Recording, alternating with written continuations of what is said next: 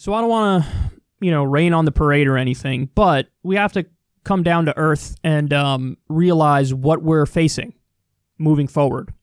So this is from Jeff Stein from a little while ago, but it all this still applies. After the election, U.S. faces dark winter. This is what now President-elect Biden is going to face. Enormous unemployment programs for millions expire. Protections for renters, student borrowers end. The Affordable Care Act is going to the Supreme Court, and remember, it's a 6-3 conservative court. Government shutdown would happen on December 11th without action. 40% of restaurants and 66% of hotels face closure. 40% of restaurants and 66% of hotels. 1 million travel jobs are at risk. This is what we're facing. I'll add to this list, by the way, because you guys have seen this number time and time again. So we're looking at 30 to 35% of the American people can't pay rent or their mortgage. 30 to 35%. We need a new stimulus. We haven't gotten a new stimulus. We probably won't get a new stimulus. We need these protections to continue. I don't know if they're going to continue. And if they do continue them, how long? Because eventually, at some point, they're not going to be there. And then what do people do? Because they can't pay the bills. They're not making money, or they're making less money than they need. And they're not getting a stimulus check. Dark winter is an understatement.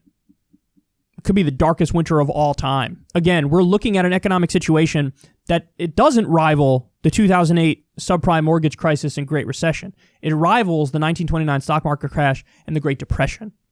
That's really what we're looking at. So this is what President Biden is going to face. You could argue that when Obama and Biden came into power in 2008, they were in the worst position of any president going back to the Great Depression and World War II.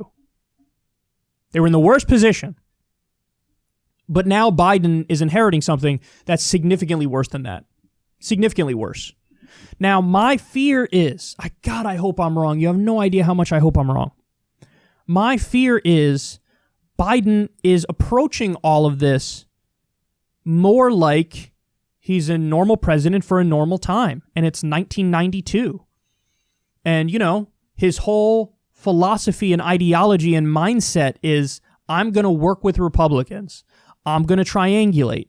I'm a neoliberal corporatist who will cut deals. I'll cut deals with Mitch McConnell, and we'll prioritize the things that, he was prioritizing in 2012, for example. Like, let's try to cut Social Security and Medicare, call it the grand bargain, and act like it's some sort of giant victory.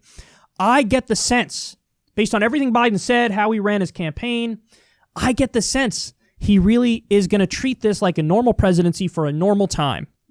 And he'll try to get some minor wins like that and then declare himself, a great deal maker. And I don't even have the words to describe how beyond devastating it would be if that's his approach to where we are right now. Because honestly, we have no choice but an FDR-style mobilization to try to defeat the pandemic, save the economy. Climate change as well is a huge thing that obviously needs to be addressed beyond just the Paris Climate Agreement, which he is getting us back in, which is a good thing. You need a colossal New Deal-style undertaking to defeat these problems. You need a New Deal-style approach when it comes to healthcare. You need a New Deal-style approach when it comes to the economy and infrastructure and a Green New Deal, which he's not in favor of. These numbers are devastating. 40% of restaurants, 66% of hotels face closure. I mean, this is like literally failed state stuff here. And he's going to have a hostile Senate that's only going to want to work on right-wing things and debt fearmonger and deficit fearmonger. So he better, and I don't know if he has it in him, but he would need to have that FDR or Lyndon B. Johnson fuck it streak where he's like, I'm going to do what I need to do to keep this country together.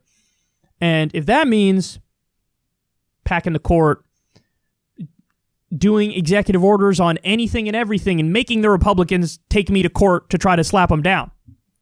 Yeah, do executive orders for the people that help the people. And then when they try to get it slapped down, then boom, there you go. There's your re-election campaign fodder where you're like, I'm trying to help you. Look what I'm doing, and these assholes are stopping me. But does he have that in him? I don't think he has that in him because he's not FDR. He's like Bill Clinton. He's like Barack Obama. He's a moderate Republican, centrist, corporatist. But he needs to find that in him, or else there's going to be so much pain and so much suffering and poverty and degradation out there.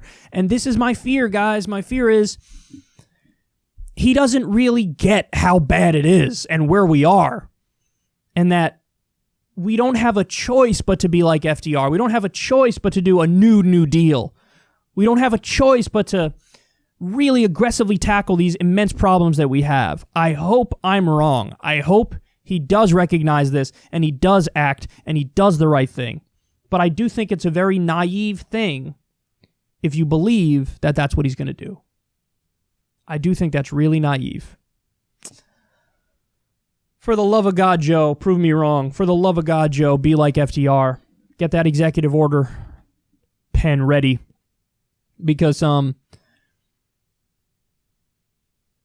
with this sort of dark winter ahead, this country is going to go down a really bad path. If he just half measures himself to death here, at some point, yes, you do risk getting a worse Trump. You do risk a President Tucker Carlson or something like that. You really do. You really do.